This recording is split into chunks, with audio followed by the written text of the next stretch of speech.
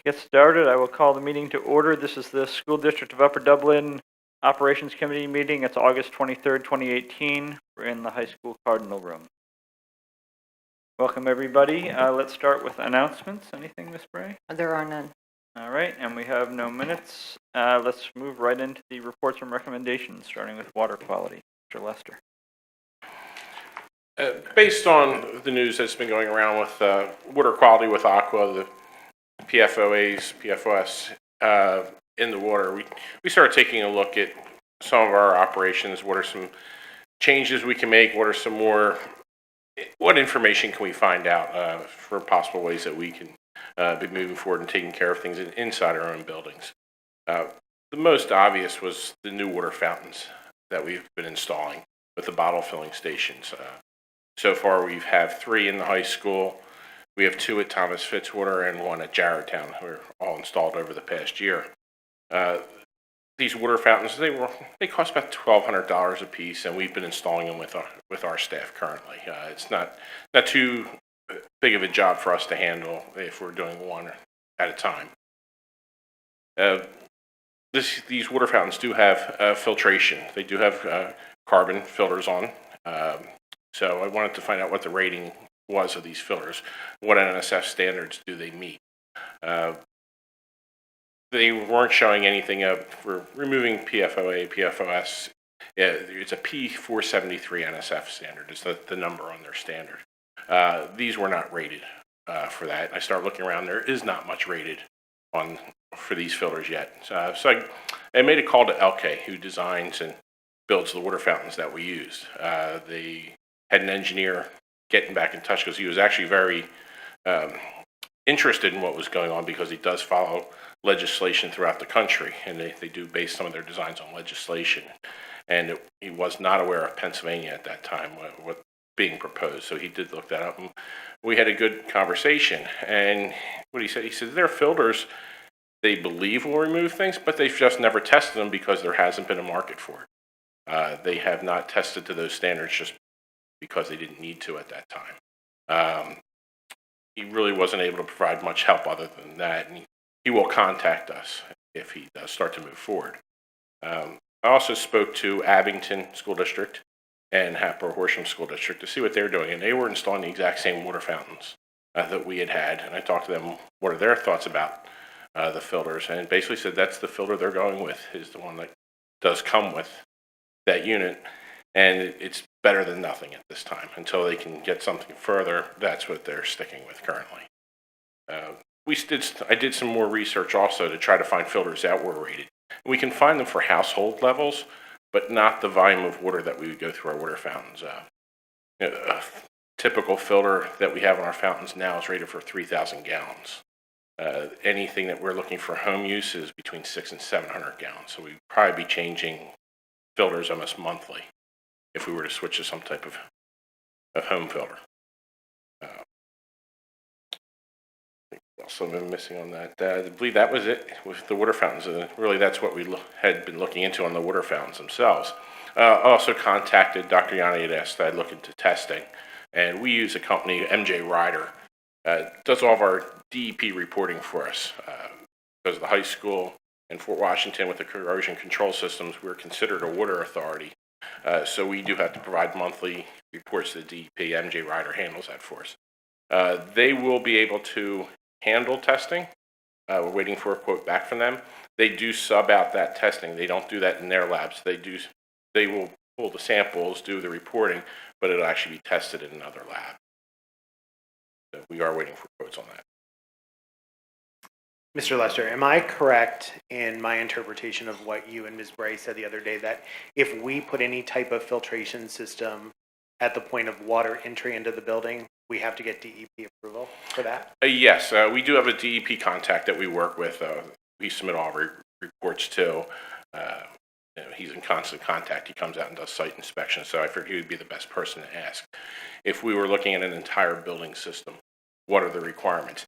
And if we touch the incoming water, we do require DEP permits. Again, it becomes another water authority issue. So each building would be considered a water authority where we do put incoming filters on the main. Would have to go through the permit process, which I believe it was almost a year for the systems that we had here, the permit process. It's quite involved, the paperwork that we need to do and the operators. We actually hired, we're using not Suburban Water Technologies, Coastal Technical Sales is providing us a water operator to do all of the sample testing, because we're not allowed to pull the sample and log it ourselves. We have to have a certified operator. And it did take over a year. We started on this before Mr. Lester came to the district. And Fort Washington and the high school, as we all know, are sourced by Ambler, not Aqua. Any comments? Go ahead, Dr. Yanni. Tomorrow, there will be a communication that will go out to families, alerting them to the steps that we're taking. We'll also have some backup water in the buildings, but we'll be, I spoke with the superintendent, Heather Horsham, and several other superintendents, and we're all recommending that students bring bottled water from home as well. But we will have a supply of bottled water in the building as well. And interestingly enough, and I didn't have the opportunity to tell you this, Dr. Yanni, but food service is helping out with that, because they obviously purchase bottled water, and it will be very easy. Our biggest concern is finding an easy place to store it. One other item I've been working on, we are working with some of our plumbing suppliers. They're finding out what's available for us. They did send a quote today, so if we wanted to add filtration onto a single unit, an existing water fountain or a faucet in one area, they are sending the information. I did get a quote. We're looking about $100 per filter. That would be with the housing, and probably drop down to about $60 to $70 per filter as it needs changed. I'm still waiting for the information, the exact information for the filter themselves. They've sent quotes, but they haven't sent any specifications proving what their filters can remove. Yeah, I was going to ask that question, if we have a cost estimate of what it would take to presumably only temporarily install filters at water fountains. But it sounds like you're already on that. We don't have it yet, but you're working on it. An existing water fountain, it'll be in the area of $100 for the material. If we're installing it, if we get backed up and need to do it quickly, we would have to sub out the labor. Then it would probably at least double that per fountain. So you're talking probably $200, $250 per fountain if we had a retrofit, or sales if we wanted, or source if we wanted to go to a faucet in the kitchen instead. So that's what we're looking at, and with the volume that we're talking about, we're probably talking another $60 to $70. Best estimate would be every 2 months to replace fillers. And that's for materials, not for labor. That's all materials. Any other comments or questions, Dan? Yes, those fountains that cost $1,200 a piece. They are $1,200. Yeah, and filters, they take 9,000 gallons. The filters are 3,000 Oh, gallons. 3,000 gallons. Now, how long will that take? I mean, to use that up? Well, they actually, the water fountains themselves will actually give us a message, either if we hit 3,000 gallons or 6 months. It does display a message that it's time to change the filter. So it's every 6 months, at Correct. least. Right. How much are those filters? Those filters for that water fountain are approximately $40. $40. How many fountain? You said 3 in the high school. 3 in the high school, 2 at Thomas Fitzwater, and 1 at Jarretown. Does Aqua have like a grant system to reimburse this? Do we apply for a grant for them, from them? I haven't looked into anything No. about that, so something to look into. Yeah, and I think the district-wide filter system, between the water board enters thing. I mean, what is the percentage of water used in high school consumed, or cooked with? Out of all the waters, usually waste goes down the drain. Incorrect. And one of the systems that would be needed for a large building would more than likely be a reverse osmosis system. Is what they would use for a large incoming service. And you're losing 50% of your water through that process. 50% would be going down the drain. Thank you. To Mr. Sirota's point, I sent a letter to executives at Aqua requesting reimbursement for any money that we have to put into this to protect our children. And the response that I got was they will take it under advisement. Any other comments or questions from the committee or members of the board? Okay, Wait, let me just, Okay. the bottle refilling water fountains, do we have plans to put them in all the buildings? Regardless of the, We you know, haven't not had even talking a- about this issue, but just, Each time we have to replace a fountain or do a modification, we were going to go with that type. We don't have any short-term plans to unilaterally go in and start changing out. if we were to make the decision to do a second filter at each endpoint, how quickly, realistically, how quickly could that be done if we said, yeah, just spend the money and do it? How quickly could we do it? It'd be a matter of weeks if we were to bring somebody in. I would believe we could possibly start as early as the holidays that are coming up in the beginning of September. Amy? Would it be worthwhile just to at least have one of those bottle filling stations in each building? Because it sounds like there are a couple elementaries that don't have them. Yes, that's something. I'm not sure that we need it for the North Wales, which is Maple Glen. But what about Fort Washington? Fort Washington's got Ambler water. Fort Washington could be done quite easily. Not only that, the in stock. Seems like there's a rush for them. Most are in stock. We've been buying through Duff, who's located in Norristown. They have a large supply. We ask them for models. If they don't have the difference in the models is very small. It could just be the color of a piece of trim. You could have a gray piece of trim instead of stainless. So they always typically have something in stock.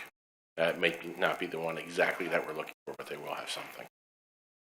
But did I understand correctly that we don't really know for sure if those reduce the level to ND, right? Those are the ones that are built into the fountains, we don't know. That's correct. We don't know. They are the charcoal filters. When I talked to the, I did talk to the engineer. We had discussions about granulated and solid carbon. He says, well, the solid carbon started out as granular, and when they put them into the filters, they actually compress it, and that's where they consider it solid. Okay, but the other system you were talking about that we could install as a second filter at each endpoint, we do know that those, or we don't know about those either?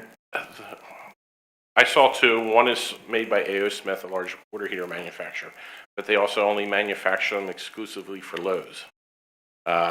Availability around here, I think there's one on the shelf in this area. Last time I checked. The other is product through Duff, and I don't have enough information on that yet to make that determination whether or not it is a granulated activated carbon. All right.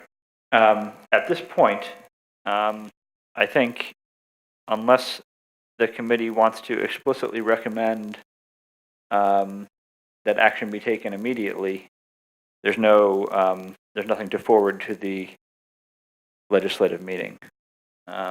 Anyone have any further comments before we move on to the next? I would suggest to put one of the bottle fillers at least Fort Washington, since we do have them at Thomas Fitz and Jarretttown, which are the other affected buildings. Since Maple Glen is at North Wales Water, well, I am aware that there is some of the chemicals in North Wales. It's not exactly non-detect, still below the lowest limits that were given out in the report this summer. So I would motion or recommend that that's the action that we would take is to direct the administration to add one of the bottle fillers at Fort. And we'll do that before the next meeting. We'll on that. And just as a reminder, we'll send something out from the district tomorrow that'll go out on School Messenger, and it'll also go out via social media so that parents and community members are aware of the steps we're taking. I would just like to ensure that we're clear in that communication about what we know and what we don't about what that actually accomplishes. Okay. All right. Next item. Thank you, Dr. Yanni. This capital project review. Yes, we've had quite the busy summer. Some projects smaller than others, but we've been a lot of activity at our schools. Going through the list, we had asbestos floor tile abatement and new tiles put in at Fort Washington Elementary and Thomas Fitzwater. Those jobs are completed. We end up with 3 rooms at each school. We did eliminate 1 room at Thomas Fitzwater from our original scope. We had an issue with our tile supplier where they were claiming, or they did have at one time a CoStar's, they were CoStar certified for supplying vinyl tile. When we went to put the purchase order in, we did some research and found out they were no longer, or that was not an active contract anymore. So we had to reduce 1 room to get the lower tile limit where we'd have to go out for bidding. Just for the sake of moving the project along. We just eliminated 1 room from the scope as the tile in that room is actually in very good shape to begin with. It was just a room that in the area of where we were working, so it's just easier to put it on the, if we were going to do more rooms, it was easier to put that room on the list. We also purchased new stage curtains for Fort Washington and Jarretttown. We're waiting for the delivery. They will not be installed before the start of school, but they are purchased. We had colors have been selected, and they are being fabricated, so we are waiting for that delivery. The one that we've talked about a little bit before is the concrete replacement. So we did replace sidewalks and concrete around the high school, which did result in a release of escrow funds from the township. The escrow funds that were released so far was more than we had paid for this work. So that was a benefit to us. The other big high school job was a scheduled 3-year cleaning of the pool. Every 3 years, we need to drain the pool, clean the walls for any builds up of solids, metals that adhere to the walls, start discoloring, but also gives us a chance to look at the grout and make any grout repairs before we start having tile damage in the pool. So that was cleaned. We did have actually less grout repairs than I thought. The grout was in good shape. We're hoping to maybe get to 6 years out before we have to do a full re-grout of the pool. So we were very happy to see that. We were able to accomplish that in 2 weeks, had the pool drained, cleaned, repairs made, filled, and chemicals back in use for the first day of school. That occurred in a very quick time frame. Fort Washington electrical service, it's substantially complete. The new transformer is in, the new switch panels are in, so the building is running now on the new electric service. We do have some paving touch-ups to do around the transformer itself. We didn't like the paving job, so we're making them come back and redo that. We're also looking at a fence to go around the transformer itself. And we believe we have enough reserve in the job that we can handle it without any additional change orders. So we are developing the punch list right now with the engineer and the contractor, but that job is substantially complete. Maple Glen Chiller is the other major job for the summer. Right now, I'd say we're 95% complete. We were shooting for a startup tomorrow, the initial startup substantial completion. We had weather delays with the steel contractor. Any days that they were calling for thunderstorms, they could not come out with their crane. So we suffered some delays, but the steel is in place, so the chiller is in place. They made final piping connections today to the chiller. They're starting the installation on the pipe, so early next week is when we anticipate on having the chiller running.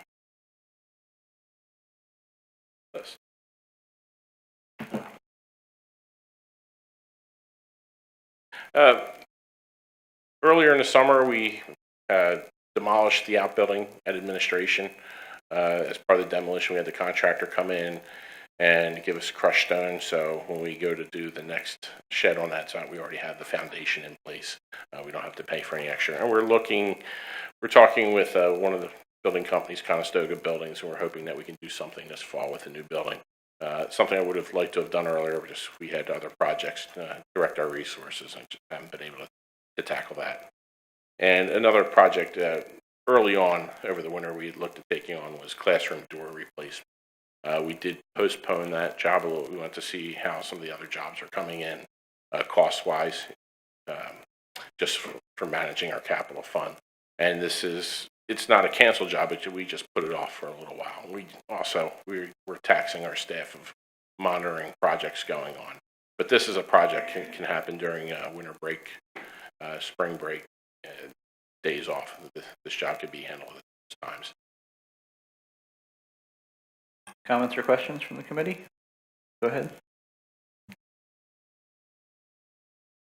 When you guys ripped up the tile floor, there was any crack thing? Seal them up so that never any future radon testing. Yes, the floors were in good shape underneath. We couldn't be in there with the consultant, but we can see them afterwards, or with the asbestos removal company. We did have a consultant who was doing air quality, and he was in the room at all times, and he was keeping an eye on things. So yes, I'm confident that we've sealed cracks that were there. Thank you. Anything else? Comments or questions? All right, thank you for that update. And I would just like to add that we're already looking ahead to summer of 2019. Yesterday, Bob, the engineer, can certainly fill you in on more details, but we spent about an hour and a half in the engineer's office downtown looking at some proposals for next year, or at least to consider when we're looking at final of what we want to do for 2019. So it's busy wrapping it up and already planning for the next year's summer break.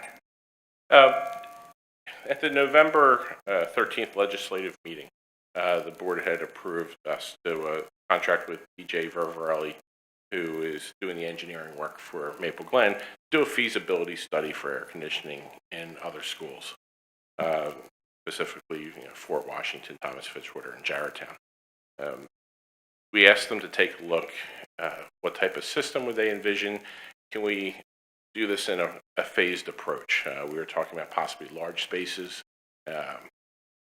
first, classroom wings, offices, just how can we break this job up? We took some time getting this done. We asked them to concentrate more on the Maple Glen to make sure Maple Glen was correct and monitoring that job. And they were really doing this work as fill-in time, but we do have the draft report. Very happy to find out that air conditioning of these buildings can be done in a phased approach. We could pick classroom wings, we could pick large area wings. We're looking at different systems. We're looking really packaged DX systems for our larger spaces, our cafeterias, our gymnasium, libraries can all be handled with that type of system. And we discussed variable refrigerant systems for the classrooms, where we'd have a compressor, depending on whose compressor you can go with. They can either 8, 12, or 16 classrooms that would handle the refrigeration of the room. We talked about different options, possibly a cassette type air conditioner for the actual cooling air to come out in the classrooms, or possibly changing out our unit ventilators or the cooling coil. So these are all areas they're looking into with the manufacturers, but it can be done. Also, it should be noted on the classroom wing, we would also have to install some type of outdoor air system because we do need to maintain air exchanges in the room. Keeping the rooms at the proper pressure is important. We don't want to be negative compared to atmosphere. Then we start drawing into the building instead of pushing out. And we don't want to draw anything out of the ground or in through any cracks in the building. So that's important to look at. The electric work that we did at Fort Washington is fine to accommodate any systems that we can look at. The same with Thomas Fitzwater. This is work that was done last year. We'll accommodate any new systems. There was some concern over Jarretttown. We know what Pico and the transformer can handle. We think we're going to be a little short on the panel inside the building. That would take a little more research once we start to digging into the system design. But we don't believe it's anything more than a panel board. We don't think it wouldn't be as large of a job as we're doing at Fort Washington or it did at Thomas Fitz. We're just trying to give you a taste for what we're looking into. Obviously, there'll be major presentations coming forward at operations as we move into the fall. But we have to get the preliminary work, and we have to start sifting through information to come up with recommendations as to how we want to proceed. So we're doing that. And the way we left it yesterday after the meeting is they are looking into trying to find an order of magnitude each phase. So they can come back to us. Yes. Order of magnitude on the cost so we can make our decisions. Do we attack one building, do it completely? Do we do one phase at each building each summer? So they'll be able to present all that information to us. Hopefully you'll have that another month and we can discuss that. Do we expect a written report from them, or will they be coming to present to us, or will they just relay through you and you'll make recommendations to us? How do we expect this to move forward? They will definitely provide us with written reports that we can report on, but if the board would like, they are willing to come in and do a presentation. Comments or questions? Real quick, I was just thinking, how long is the lifespan of those new tiles that were put in the classroom? How many years? Good question. I would expect a life cycle to be 20 years on a tile. So that unfortunately, you're not going to get the life that you did get out of asbestos tiles. They wore like iron, and they had a great shine to them. There were just some downsides to them. All right, thank you for those updates. So Dr. Yanni was not able to stay with us. Who's going to give us an update on the Sandy Run project? The update is minimal, certainly in comparison to what we've been doing in the past months. I just want everyone to know that I'm primarily working on pulling the information together for the ACE grant to get that taken care of. And Bob will be working on that as well. So right now we're looking at the ACE grant. As far as Sandy Run is concerned, we're focusing really a lot on the modulars and working that. We need to get that information together so that we can put together specifications and get that bid so that they can be placed next summer. So Mr. Lester and certainly Mr. Sirota, if you would have more that you would like to add, it just didn't seem like we would be having a proper committee meeting if we didn't mention Sandy Run. And I did speak to some township employees who have begun receiving information from Terraform and McMahon. They're starting to do preliminary reviews to move that process along. So they do have some information in their hands to start reviewing land management, land development. And along that line, thank you for the reminder. On September 4th, there's a meeting with the environmental EA. I can't remember what it stands for. It's a township subcommittee that we need to go through. What I'm focused on is a September 20th meeting for the Planning Commission to have things reviewed. So that was a topic I wanted to mention. So we are going before the Planning Commission, or we're scheduled currently to go before the Planning Commission at their September meeting on the 20th, which also happens to be the date currently scheduled for our next meeting. Do we have a resolution for that? Yes. What we plan to do is have operations, which we normally do first. Hopefully, we can have only an hour-long meeting next month, and Mr. Sirota and Mr. Lester will then exit and go across the street to the Planning Commission. Typically, I believe there's more than one project on the agenda, so perhaps the township will indulge us and put us second, although that may mean a later night for you. But at least it will give us time to work in our committee meeting, and then Dr. Yanni and I will take care of it. Excellent. That works for me. All right. Any other comments or questions on Sandy Run project? I just want to confirm you're saying you guys are going to have a presentation with the Environmental Advisory Board first prior to the Planning Commission? Yes, I believe that's scheduled for September the 4th at 7 p.m. That's the Environmental Board Yes, meeting, and then the Planning Commission. September 20th. You guys can practice. Because I was the chairman of the board. That's what all the developers use to practice. So it's our concern, which of course they'll do with school district and come up with the answers. Planning have a lot of Thank you for the prompt on the name, too. All right, moving on, we have a scoreboard donation for Fort Washington. UDJA, in their usual kind manner, have found a replacement for the scoreboard. It's the Tronic scoreboard, too, in the Fort Washington gym for basketball. And according to Board Policy 702, we're going to be recommending, administration will be recommending acceptance of that on September the 17th. And hopefully we can have it installed or changed out on September the 19th. Thank you. Comments or questions? I want to acknowledge the continued excellent relationship we have with UDJAA and thank them for that donation. All right, we have nothing for transportation tonight. So, Mr. Robbins, on anything we're missing?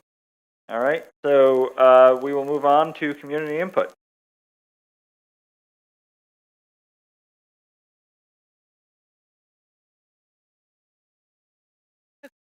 Jenny Vitella, Ambler. Can I ask who paid for those water fountains? 3 at the high school, 2 at Thomas Fitz, 1 at Jarrettstown. And thank you for putting one in Fort Washington. By the way, every sport now it's already started at the high school. They don't get bottles from the 1 or 3 in this huge building. They actually fill water in the 5-gallon jug, take them out to the field because the kids are out there for 2+ hours, especially this heat, and will continue through the fall that way. And that's where they get all their water. I know for every sport that's not in the building. So that's concerning. I also, which I shouted out in error. I'm louder than I think I am a lot. Did you ask Ambler? I know Dr. Yanni mentioned that he asked Aqua, but I feel like we sort of give Ambler a pass. Oh, we didn't test, we haven't tested, everything's fine. We kind of harass and do. I mean, it's do. The harassment's due. I'm not saying it's wrong, but I don't feel like we're harassing Ambler as much as we're harassing Aqua. And certainly, Fort Washington does have Ambler water as well as high school. I don't think those carbon filters are doing anything. When we talk about buying water for the buildings, I've been told that I'm losing the word. It should be purified water because purified water has already gone through that process with the carbon thing and come out. Spring water is not necessarily tested, so that's just a point of information that we learned at the township meeting that we sat through. As we discuss air conditioning and how we're going to do it, when I hear phased approach, that's because we don't have the money. And this is why it continues to be so important and so aggravating at the same time that we don't have a long-range plan. I would argue that Maple Glen, now that they're getting air conditioning, those houses are more valuable. So if someone's looking at a house in Fort Washington, Maple Glen, well, one has an elementary school my kid's going to be in for 6 years that has air conditioning, and yet the other schools don't. So I think when we're talking about borrowing $70 million, we're talking about borrowing money for a bus depot that will cost us $121 million in order not to pay tax. Take us 25 years to pay out, and we haven't even paid for any of this air conditioning. And again, at Fort Washington, for years now, the windows, the air conditioning, we know they're interlocked. And I don't want just meal half-hearted work where we have one system in one end and one system in another end. I think that's where we've gotten into trouble. Maple Glen, I feel like, is a perfect example of that after all these years. And I'm just wondering, who is our contractor who did that cleaning of the pool? Please let me know. Curious. I got my notes over. And I am also noting that it's interesting that the door replacement, which was in our short long-term plan, and only, I think it was a pretty small amount, has already been postponed.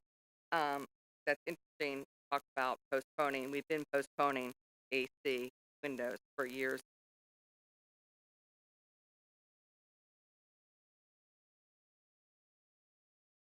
And Kristen Sport Washington, wondering what the plan is for radon testing, air quality, things like that. Summer, that was part of the plan. I'm just wondering if we have a date scheduled or on the book for when these buildings for radon.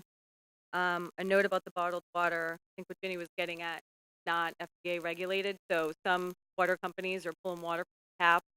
You just don't know where it comes from. So the purified water goes through that, like, I guess essentially the boiling of put back in. Sam's Club, I don't know how you buy your water, but has purified water with the minerals added back in, which is probably the healthier option of it. But it's not, you just don't know what you're getting with bottled water because it's not regulated. So just be careful. Wondering now, since the electrical is done at Fort Washington, can it handle window units? Just curious, temporary solution, whatever we're doing, we have to get new windows. That might be something to help alleviate it. The air quality gets pretty bad in some of those classrooms because they can't open their windows. Today was a beautiful day outside, but it was like 86 degrees left, and the windows were open. Just because. I'd love to see the presentation on AC, so I hope really to invite them in. I'm wondering how much it costs to demo that building and the administration campus, how much we're planning to spend on a shed or whatever it was we're going to put back. Wondering how much have put aside for that. And the AC feasibility study, I'm guessing they looked at it, right? Like higher building. Feel about large. Can't say it enough. I feel like a bit of a waste of to put AC in a gym where the students are once every 4 days, or in the cafeteria where they're those other classes, at least at Fort, that get so hot for hours and hours. And I would suggest the water fountain filling station, if we are putting one and it happens at Fort, I would put it outside the gym because that's where the kids go. And thank you.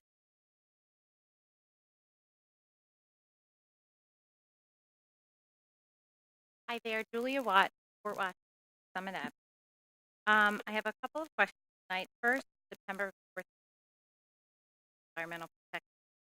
I'd like to know who will be there from government, who's going to oversee what's called cold toxic material that's torn up at Sandy Run while our breathe and live there for days. And also built called truck. So I know of our health. So I'd like to know who will be there from the government that will the pollute those. Second, the water quality. Ambler water is contaminated. Years ago was tested. Again, to reiterate, for Washington have filtration systems. As I drove here tonight, past Fort Field of Dreams, sun setting, dozens of kids on the soccer field, girls doing cheerleading, high school kids on the field. And I thought to myself, what I suffer, and what is that have us. I started a petition this morning. I sent most of the link to it. 10 o'clock this morning, checked it. So we have over 200 signatures of Upper Dublin residents who want to save the field. There are so many concerns that I sent many of. The list is overwhelming. I understand we are renting. I understand that's the cost. But when we look at our town, this is our hub. This is our spot.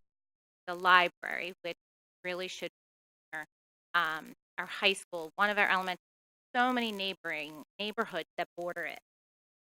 It is open space. 2005, I understand there is a dozen of page document of I believe it's called the 2005 Open Space Environmental Resource Protection, organized by the Upper Dublin Council.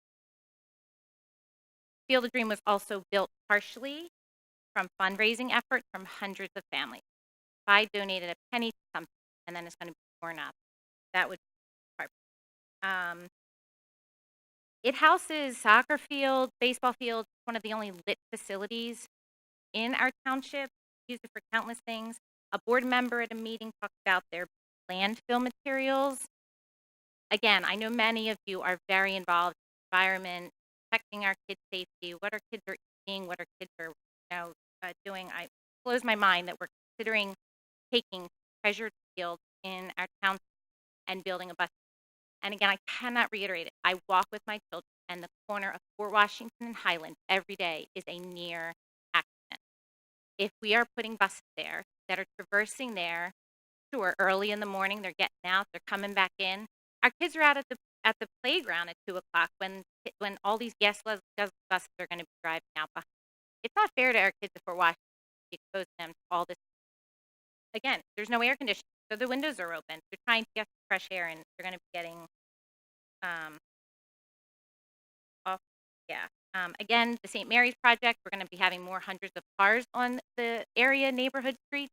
Again, it blows my mind that we would even think about putting dozens of buses on our streets where there are kids that are walking.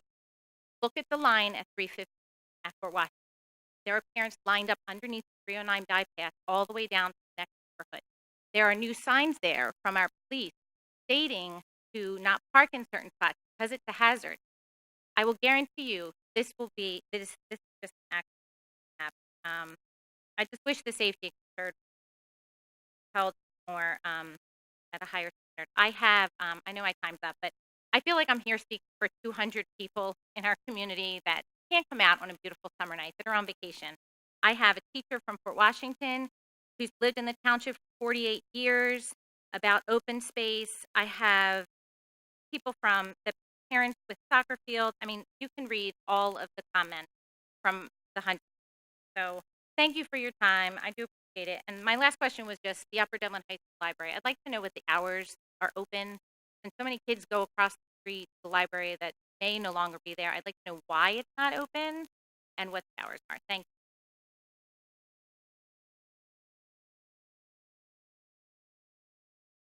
Peter Brist, Fort Washington. Julia covered Field of Dreams very nicely. That certainly falls top. So I'm going to add a little more history to that. Hundreds of families made donations. I moved here about one, and it was soon after that. I don't remember the exact year, but it was early 90s when that was community fundraising. I was one of those that gave more than a penny. I don't remember exactly what I gave, but because it was an effort among hundreds of families, you didn't have to give thousands, but everybody that was interested made a good effort to help offset the cost and make it into a field. And it is a beautiful field. Aside from all of the list that Julia went through, traffic and else, I'm really concerned about losing the field, which is well, but also the aesthetics of it are important. I do live in the neighborhood down the between the high school and the elementary school. And when you just look up there, like Julia described tonight, people playing out there or whatever, it's a beautiful look. I don't particularly want the bus right there. Now, I know some people have said, but it used to be on the high school property. Yeah, I remember it well. Maybe some younger board members don't remember it well then, but it wasn't in the forefront of the high school property by any means, and it wasn't near a classroom wing. It was in the back of the old high school. It didn't disturb anyone as far as class. It wasn't near the classroom. It wasn't out in the forefront. It was kind of over close to 309 behind the old high school. That is not the same as the look you're going to get. If I walk to the top of my street, the look I'm going to get is a bus garage right over. So I think there's many reasons to keep it as a field. I really wasn't aware, I doubt the other people were either, that there was actually an expiration date. I thought when the township worked with the with the school to make that open field, that was just the way it was going to be. I had no idea, get research, know that it expired in 2007. That's what I read. That's, I read it, doc, but so if it hasn't expired, I just think it's a very bad idea. It changes the whole look, and it is a shame about the library too. I realize it's not a library, but it is in a very good location. Have a little center to have 2 schools, library in between, and that field ties in with the field that's right in front of it. I think it's important. In addition to those concerns, I have concerns about the process. I want to form this question. The July meeting, which I wasn't here, but I watched, Dewey Engineering, a reef, Dewey Engineering presented basically preliminary stuff on the possible bus. But what's really confusing, then the board voted in August to have preliminary. What I'm confused about is, when was he authorized to even do live preferred to have meetings with township commissioners, or he might have said township personnel. I don't know if it was who the commissioner. And he referred to have meetings district, school district. So when was all that authorized? I must miss. Was there a vote authorized Dewey and to go have those? It concerns me because, you always say you want community input, but, this wasn't on the agenda tonight. I came and put it aside to talk to school. But also, a reef was already doing work. I never saw a vote. So where's the transparency? Who authorized and how was it authorized? Was it authorized with school board vote? You can't be responsible for commissioners, but you ought to know if you authorized to do what you presented.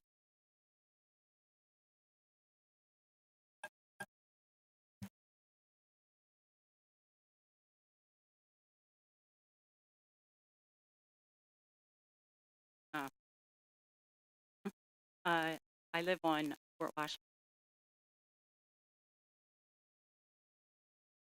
so I benefit of Washington being, and but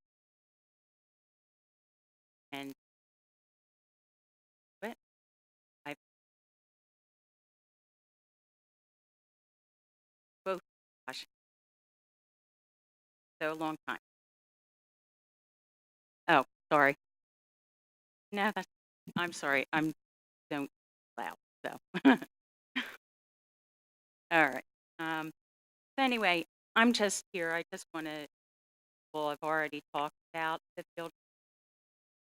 I think because I've lived across from the streams for so many years, I was hoping that at least would come and ask for some input, some ideas about it, because we've worked with the township and with this around the Field of Dreams and things that have gone on in the field with sports teams.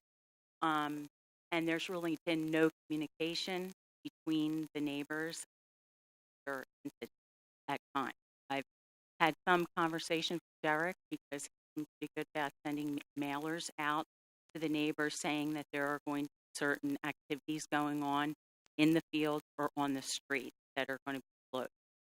And this was a surprise, even though maybe a few years ago it was something that came up as a possibility, and then it was closed down because there is a landfill there. I've lived here long enough to see that landfill and walk, so I know it. And just the fact that since 309 was created, there is a lot of noise. There is a tunnel effect that has occurred because 309 was renovated. I am concerned about more noise coming from both the township and the bus station. The prevailing wind comes across that field onto my house. So I know it. And I also know I am concerned about fumes and admission. And I'm also very concerned about that when the township renovated and put up, I guess, a lot of the trucks. We had to talk to them about putting things in the gate and the fence along Fort Washington Avenue so that we would see a lot of the garbage they were tossing in a corner and ask. So, I mean, those are the kinds of things that I really feel like I need to talk about. I don't think out. I walk out my mail. That's it. I have full.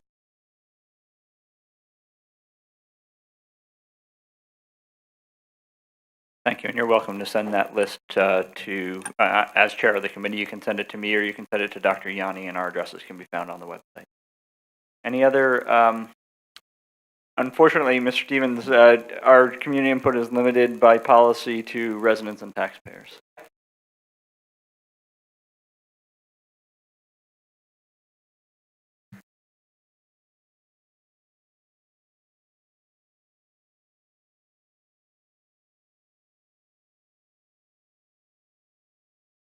Unfortunately, community input by policy is not a place we can do that, but we're certainly, yeah, we can stay after and do that.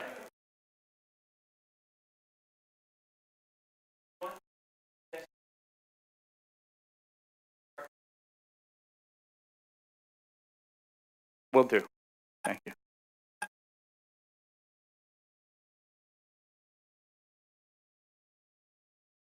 Any other community input? Okay, we'll close community input and try to answer some of these questions. Starting at the top, who paid for the existing bottle filling stations? Do we have the answer to that handy? Yes, at Jarretttown and Thomas Fitzwater, their PTOs approached us to replace the old water fountains. They donated the fountains, and we installed them with our labor. At the high school, as part of a culminating project, a student environmental group raised money for two of the fountains. The fountain that is located in, call it the cafeteria hallway, and the one that was placed outside the trainer's room in front of the gymnasium. Those funds were raised by students, and UDEC donated the latest one that we had installed on the pool deck because the swimmers were coming out of the pool and going across the wet terrazzo floor to fill their bottles or to get a drink of water, so I thought that was a good place for one. Okay, thank you. I wanted to, one of the comments in there, and a phased approach to AC means we don't have enough money. Well, to a certain extent, everything boils down to money, but it's also an issue of just bandwidth and staff time and those kinds of concerns. We just can't manage too many big projects all at once, but you could argue that boils down to money as well. Who's our pool cleaning contractor? Yes, we went out for pricing on the pool this time. We used Baradelli Pools. It came in with a low price. It did the cleaning, and we were passed along a contract. I don't remember the name of the company that did the grout. The name was passed to us along through Deep Run. They funneled the contractor to us. I'm not sure the actual name. I haven't received the invoice. I just don't remember the name of the contractor. Okay, so Ms. Atella, perhaps if you're looking for that, I'm sure you can dig that up if necessary. Yes, I can get that info. Yeah. I just don't have it here tonight. All right, thank you. Plan for radon testing. Yes, CM3's been they've been working in the building, the high school, over the past 2 weeks, just going through all of our dampers. Elliot Lewis is scheduled to be here next week to go through the elementary schools to do the inspections for us on our outside air dampers and ventilators. Per protocol for testing for radon, it needs to be done during a heating season. Weather conditions need to be appropriate. So as we get closer, we won't schedule a date until we're in the full heating season. We're probably going to look sometime January, November, December, January, February timeframe to have that done, because we want to make sure the building is in heating. The systems are in heating. We don't have windows open, and also the weather. We're trying to get out of the rainy season. These are all protocols that if you go into the EPA's recommendations for testing that we would follow. Okay, thank you. Now that the electrical work has been done this summer at Fort Washington, would it be able to handle window units? The electric service, we upgraded to a 2,500 amp service. That'll handle all the air conditioning we could ever need for that building at its current size. But what we did not add additional electrical panels, and that would be if we were to start putting more air conditioners in rooms. Space in the current electric panels wouldn't be there. We would need additional electric panels. We did not put electric panels into this job because we would be taking a wild guess where they're needed, what sizes were needed, and we didn't know. We have other work to do first before we can expand to that point, but we wanted to take the steps to get ourselves prepared. What we bought was capacity. We purchased a new electric service with capacity that we continue to expand. Okay, thank you. Costs for demoing the outbuilding at the administration complex, and how much have we budgeted for the new building? Danucci Excavation handled the demo. We went out for pricing on that. Danucci came in at $9,000 for the actual building demolition, and we paid. We had them give us an option for crushed stone. Bob, let me just interrupt you. Can you try turning off that mic right next to you? If that's any better. A little better. So we did pay them an extra.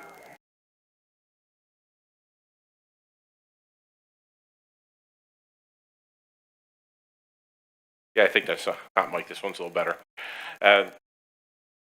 We paid them extra money, so when we dug the foundation out to put crushed stone in, that was an additional $1,600 on the demolition cost to bring the stone in.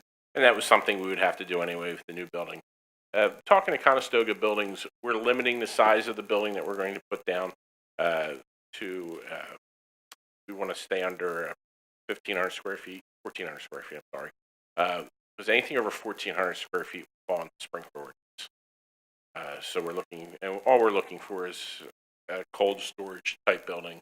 Equipment that we presently have sitting outside during seasons getting beat would be stored in this. And we're looking at something that's going to match the other buildings property. Conestoga Buildings has some products, and talking to them, I feel comfortable saying we'll be in the $25,000 range. Okay, there was a comment about the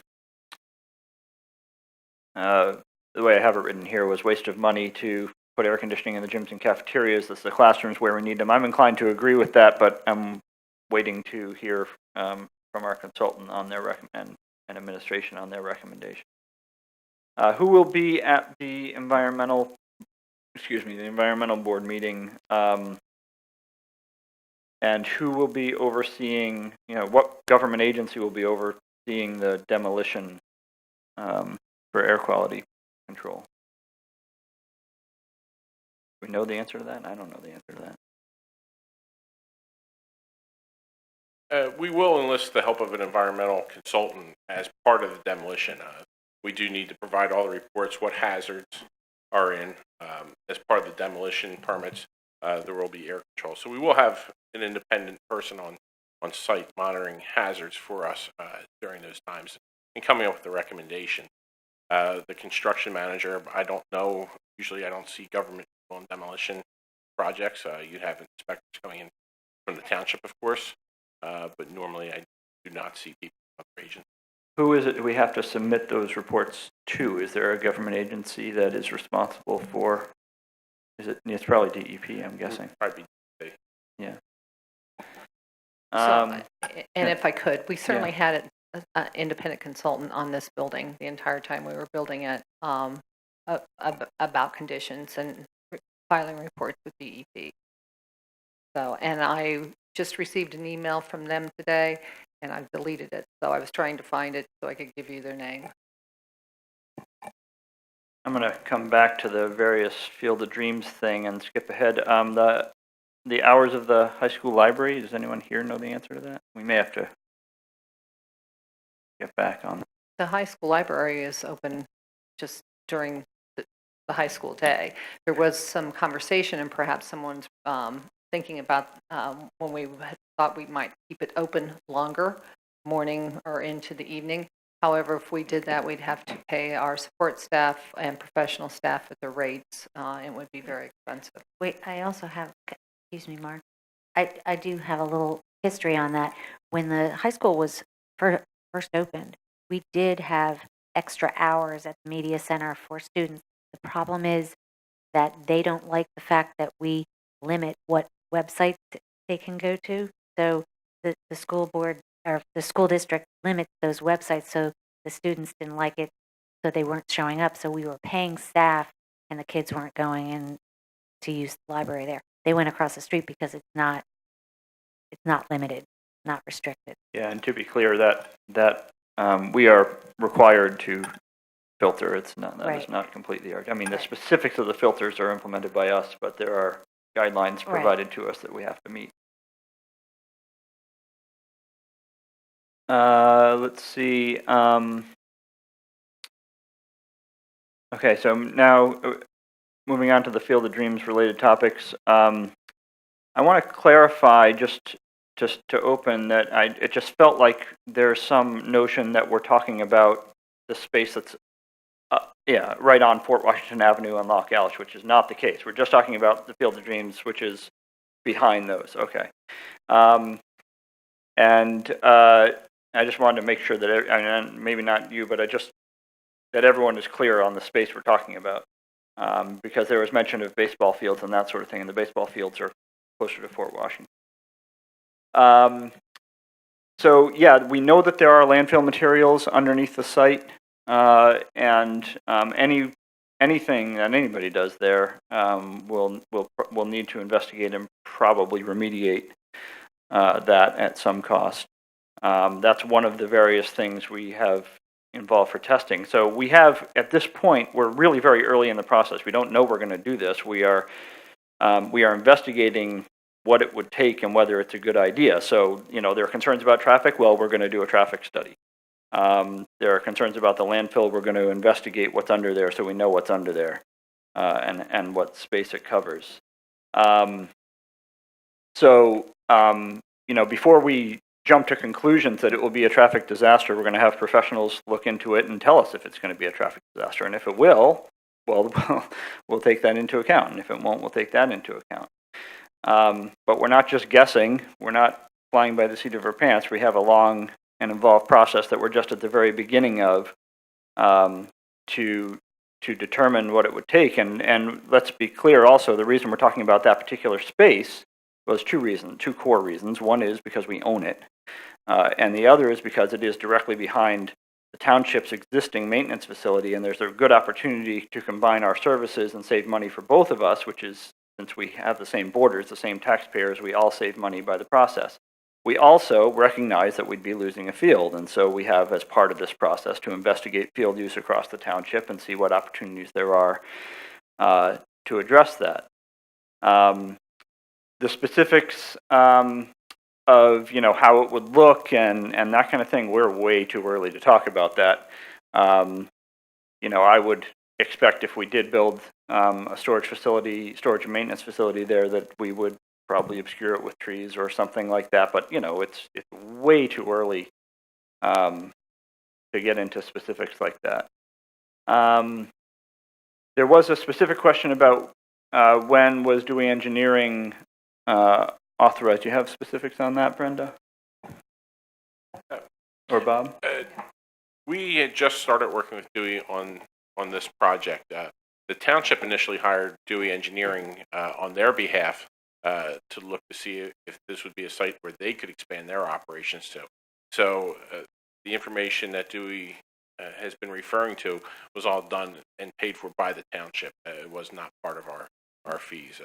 The first plans that I had seen were actually drafted by the township, hired Dewey and GKO to do sketches to what their vision for a possibility. And once school district administration became involved, some of that vision was cut off because of cost and that type of thing. But we're looking at trying to share share the facility.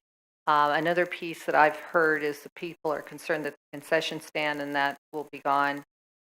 We don't have any intention right now of doing anything with that. So to be clear, there had been administration, Mr. Leonard, people from the township, and Bob and I have talked about perhaps having a joint facility. The truth of the matter is we're paying $400,000 a year on lease payments on the current 275. That's a lot of money. That would fund a lot of debt service to take care of our buses and our other vehicles. And we have looked at other locations in the Fort Washington office park. Back as late as 2000 or as early as 2008, there were 12 places that have been looked at. I have looked at in the last 10 years at several other locations, but as Mr. Sirota said, big advantage, we own this property. That's millions of dollars that we don't have to allocate on this particular project and a place to have our buses. That's millions of dollars that we can spend if we so choose or the board approves on other capital projects. This is very, very early. I just want to say it's highly unusual for a school district and a township to be able to come together and work out a joint plan like this. So we have a lot of work, hours and hours, days of work before we really have to get serious. And there will certainly be public presentations, and we'll be talking about it publicly as to if we can get over a lot of hurdles. I have a question, just based on, so if I understand this correctly, they had hired, the township had hired Dewey to look at opportunities for their own use there. So there's a chance, maybe, I don't want to speak for the township, that even if we don't do the bus garage, they may still want to do a project for themselves? Is that possible? Well, it would be our property, so they would have to All right, come to us okay. for our property, but yes, they initiated the services with Dewey Engineering. Right, okay, all right. And I can comment on that, having served on their facility steering committee, I don't know, last summer, I don't know, maybe like a year ago or 8 months ago. Was it last fall? They need to do something. They need to update and enlarge their storage and maintenance facilities. They're pretty cramped on their existing site. I mean, the whole library project is really not so much about the library as about needing to expand everything in the township building. Right. And that's, a cost-effective way to do it as opposed to building a larger township building. Sure. So I guess I'm just looking to see whether or not they're going to proceed, whether or not the school district, I mean, obviously with the land, we have to work that out. But if we don't want to put a bus garage there, the township may still be doing a project there. Well, not on Field of Dreams because we own it. Right. Yeah, but unless they work something out. But adjacent to Field of Dreams, Yeah. they could do something. Right. Yeah. Okay. Yeah. Let me go back. See what else we've missed? Anyone else have any comments or questions about community input? Dan? All we're trying to do is we're trying to save money here. As Brenda and Mark stated, we own the land. We're trying to save money. We're thinking out of the box. How can we save money? Well, we can work with the town and do a shared garage facility. We can do that. And so far, it hasn't cost us a penny with the Huey. All we did was discuss, looked at options. As noted, town paid Huey to look in. Also, the township is looking into share facilities with the compressed natural gas, if that costs, or no? I know we did. Yeah, not anymore. anymore? We were expecting buses to go, or large vehicles to go electric before compressed natural gas turns out to be the right answer. But, these technologies change frequently, and while that's what we currently forecast, I don't know that it will stay. And there was a comment by somebody about the gas guzzling buses, and, they're not because they're diesel at the moment. but there's diesel soot, you know, I mean, there's always a concern about something. And by the time we're moving forward with this, the likely technology for buses and other large vehicles might And not be then- electric, it might be something else. I think it was 2 weeks ago, we did approve funding $3,500 for a feasibility study and preliminary design. Okay, we did approve $3,500, which with these architects, BKO has worked with New Hewitt. So did approve that. We also approved $15,500 for a traffic study. And again, as Mark noted, if this traffic study says a no-go, we'll seek other options. Any other comments or questions following community input? And there is also now a contract with Dewey, because we have taken, as a school district, kind of taken over the project, and we want to be in the driver's seat, which is where we are right now.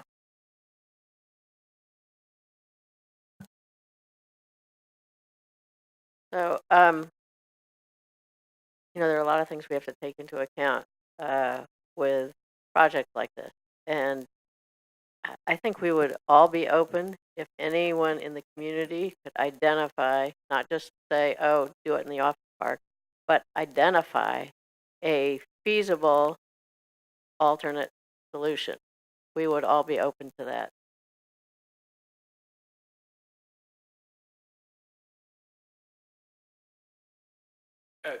Just wanted to make some more additional comments when we were talking about a phasing approach with air conditioning in schools. We're doing this we're still developing our long range plan. And as doing this, we're taking into account air conditioning, but other renovations that we want to do. As we're doing the air conditioning, it may make sense to add fire suppression systems, to replace casework if we're removing. So these are all things that we're developing, and if there is a possibility to get some air conditioning in the buildings is why we asked them to look at the feasibility of the staged approach. So we could be several years out before we're really ready to even go into a design if we decide that it makes more sense to do a complete renovation as we're installing air conditioning than it would be just installing air conditioning. So that's why we asked to break this project up. All right, thanks, yeah, and I look forward to seeing that report, and depending on how that looks, we may certainly invite them to present it as well. I just want to go back to Field of Dreams just for a moment on the bus garage. We are very cognizant, it has already been brought to our attention about the importance of playing fields. So there's already been some conversation that there might have to be some improvements or something done to other playing fields. So that's even in the mix. It can be space, but it can also be the conditions of the fields and what can be done with those to improve them. Derek DeRica certainly is a resource that we will be tapping as well.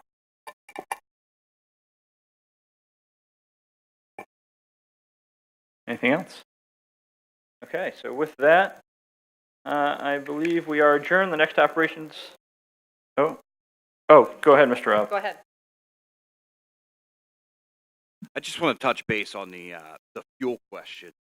Again, as Mr. Sirota pointed out, it's diesel, it's not gas, and diesel emissions are a lot worse for the environment than gasoline. However, gasoline, propane, they are on the rise as far as International just came out in gasoline engine, which just hit the market later or earlier this year, and it's something that I will definitely do. It's obviously environmental friendly, and it's more costly in the long run by price of engine, price. Diesel's not going to be our be-all, end-all, but please talk that. I think.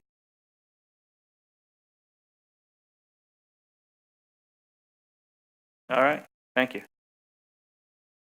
Anyone else? All right, so we are adjourned. The next Operations Committee meeting is scheduled for September 20th at 6 p.m., and we'll try to make that a short one. Thank you.